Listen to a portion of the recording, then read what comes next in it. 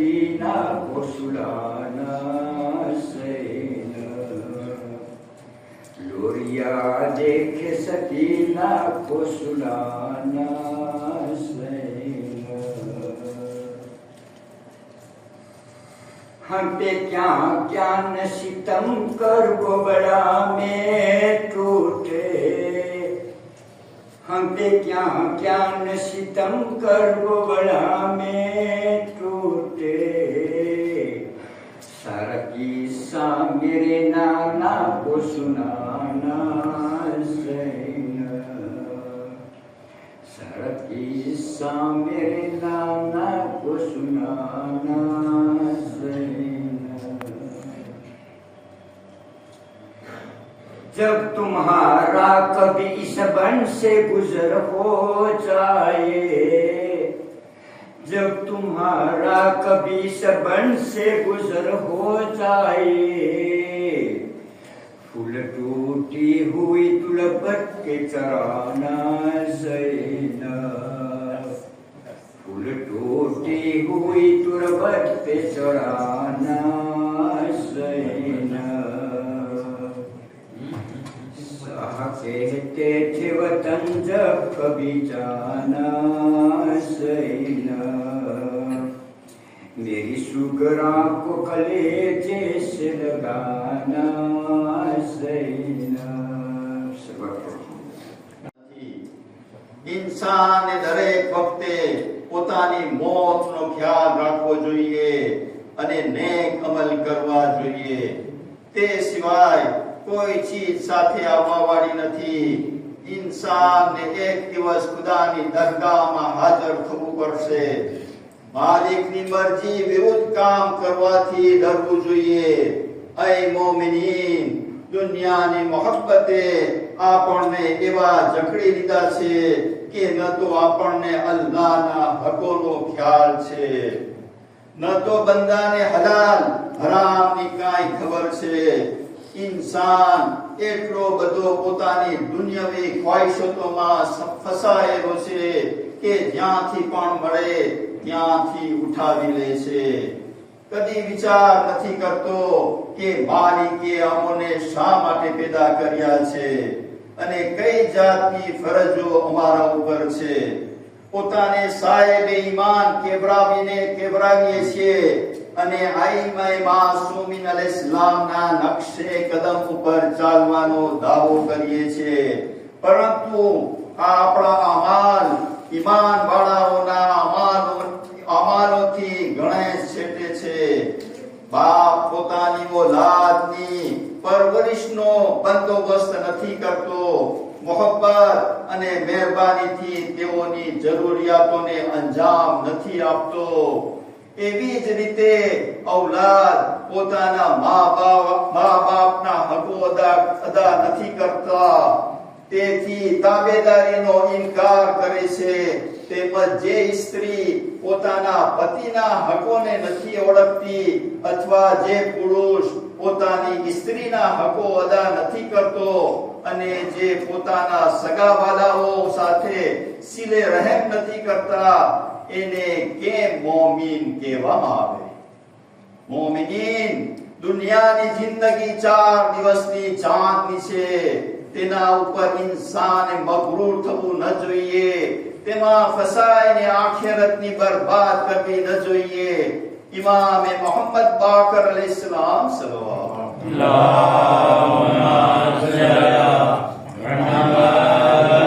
અલૈહિસ્સલામથી મનકુલ છે કે જ્યારે માણસની ઉંમર 40 વર્ષની થાય છે ત્યારે એક મુનાદી આસમાનથી નિદા આપે છે કે એ ઇન્સાન તારી કૂચનો સમય નજદીક આવ્યો છે ઇન્સાનને વિચારવું જોઈએ કે આપણા કેવા અઝીઝો અને દોસ્તો આંખોની સામે આ ફાની દુનિયાથી ઉઠી ગયા કેવી મહાન હસ્તીઓ આપણી સામે ખાકમાં મળી ગઈ કેવા ખાનદાનોના મહાન ચિરાગ બુઝાઈ ગયા જેઓ કાલે આપણા ઘરની રોનક અને મહેફિલોની ઝીનત હતા તેઓ આજે કબ્રમાં માટીના બિસ્તર ઉપર સૂતેલા છે જેની જુદાઈ પલવાર પણ સહન કરી શકતા નથી તે એવા તો જુદા થઈ ગયા કે તેમના પાછા આવવાની કે ફરી મરવાની ઉમ્મીદ નથી.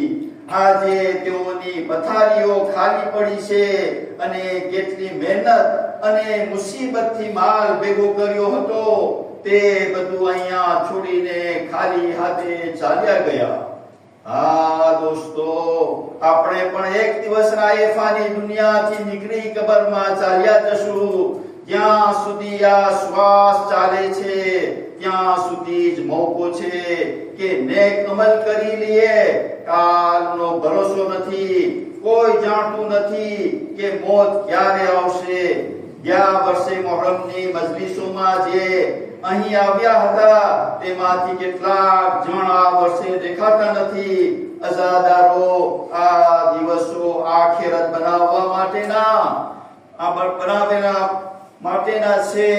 આ થોડા દિવસ દુનિયાના કામકાજને છોડી દઈ મજલિસમાં શરીક થવું જોઈએ અને અહેલે બેત તાહિરીન અલ-ઇસ્લામ ઉપર રોવું જોઈએ અને માતમ કરવામાં શરમાવું નહીં. જ્યારે અઝાદાર હુસૈન મઝલૂમની મુસીબત યાદ કરીને રોવે છે ત્યારે જનાબે સૈયદા તેમના આંસુને રૂમાલ થકી લૂછે છે અને જન્નતથી જનાબે સૈયદા તશરીફ લાવી છે અને આપણને દુઆઓ આપે છે. હા દોસ્તો, માસૂમાની દુઆ લેવાના આ દિવસો છે.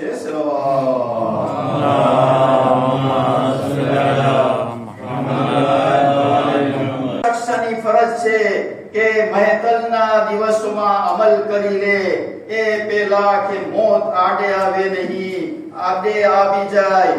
અને નવરાશના દિવસોમાં કામ કરે એ પેલા કે પ્રવત થઈ જાય.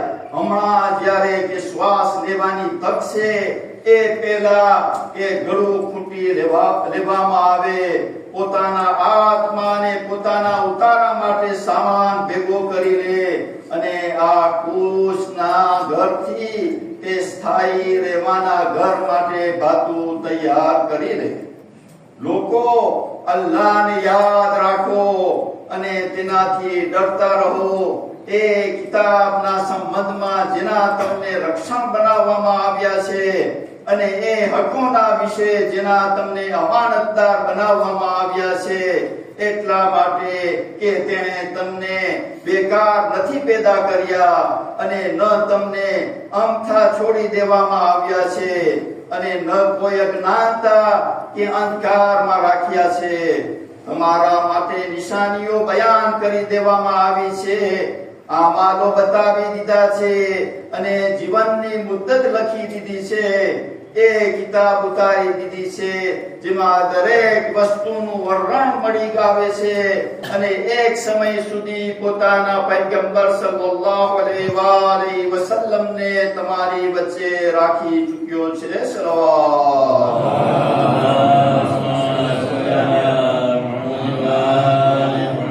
ત્યાં સુધી કે તમારા માટે પોતાના દિનને સંપૂર્ણ કરી દીધો છે. જેણે તેને પોતા માટે પસંદ કરેલ ઢળાવ્યો છે. તમારા માટે પૈગંબર સલ્લલ્લાહુ અલૈહિ વસલ્લમની જીભથી એ બધા અમાલો પહોંચાડી દીધા છે. જેને તે દોસ્ત રાખે છે અથવા જેને ધિક્કારે છે, પોતાના હુકમો અને મનાવોને બતાવી દીધા છે અને દલીલો તમારી સામે રાખી દીધી છે અને હુજ્જત પૂરી કરી દીધી છે અને ડરાવતા ધમકાવવા વ્યવસ્થા કરી રાખી છે અને અઝાબના આવવા પહેલા શ્વાસે કરી દીધા છે. એટલે હવે જેના દિવસો બાકી રહી ગયા છે તેમાં ઉપાય કરી લો અને પોતાના મનને ધીરજ માટે તૈયાર કરી લ્યો કે આ દિવસો ગફલતના દિવસોની સરખામણીમાં ઓછા છે. જ્યારે તમે પોતપાઠ સાંભળીને તક પણ નથી કાઢી, ખબરદાર તમારા દિલને મુક્ત ન છોડો, નહીંતર આ આઝાદી તમને જાલિમોના રસ્તા પર લઈ જશે. અને તેની સાથે નરમીથી ન વર્તો, નહીંતર એ તમને સંકટોમાં નાખી દેશે. ખુદાના બંદાઓ, પોતાના મનથી વધારે નિખાલસ એ છે કે પરવરદિગારનો મહાતાબેદાર છે, અને પોતાના મનથી સૌથી મોટો અપ્રમાણિક એ છે જે પોતાના પરવરદિગારનો ગુનેહગાર છે. એ જ ઘાટામાં છે જે ખુદ પોતાના આત્માને ઘાટામાં રાખે, અને રશ્ક કરવા લાયક એ છે જેનો દીન સલામત રહી જાય. સદભાગી એ છે જે બીજાઓની પરિસ્થિતિઓમાંથી બોધ ગ્રહણ કરે, અને દુર્ભાગી એ છે જે ઈચ્છાઓના ધોકામાં આવી જાય. યાદ રાખો કે રિયાકારીનો આછો સંદેહ પણ શિર્ક છે. વાસનાના પૂજારીઓનો સહવાસ પણ ઈમાનથી ગાફિલ બનાવનાર છે, અને શૈતાનને સદા સામે લાવનાર છે. જૂઠથી પરેજ કરો કે તે ઈમાનથી દૂર રહે છે.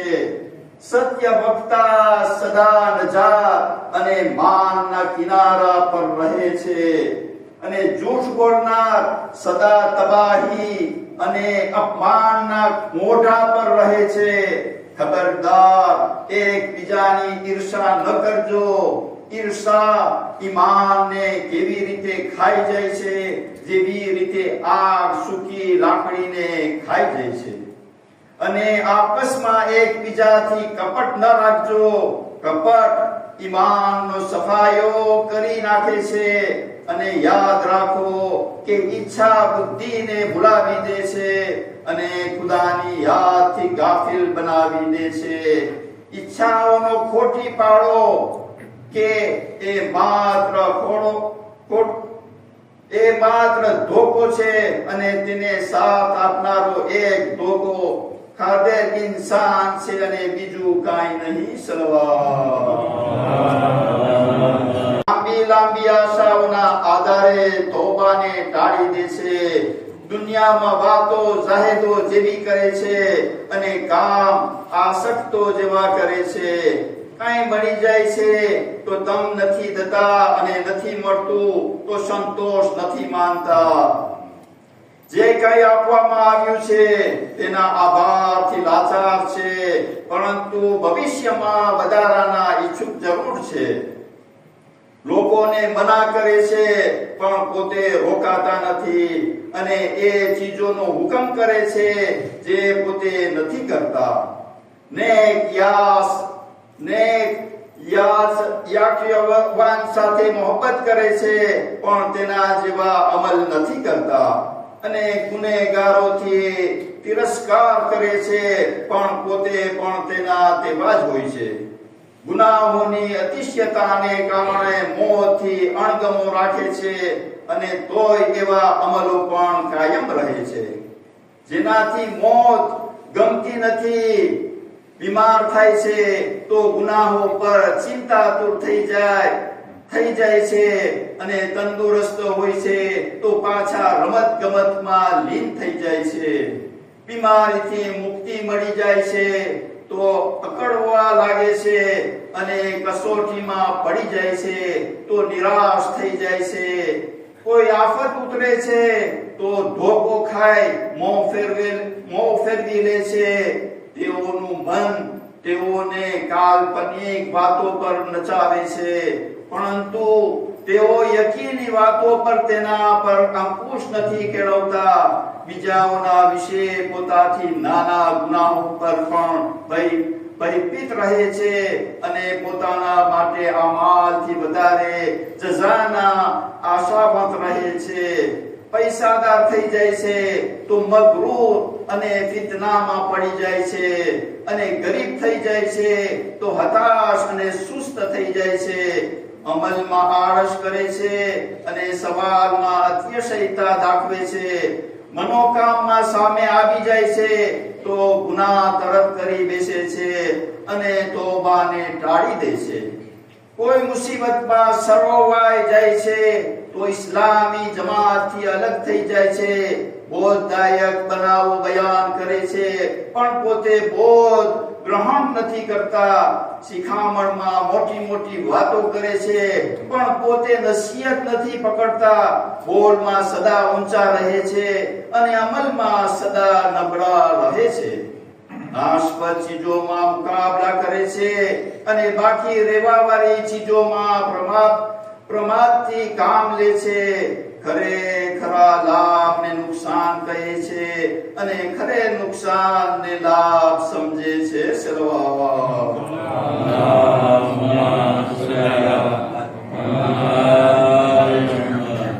જનાબે અલી અકબર અલ ઇસ્લામ મેદાનમાં આવ્યા, હમલા શરૂ કર્યા.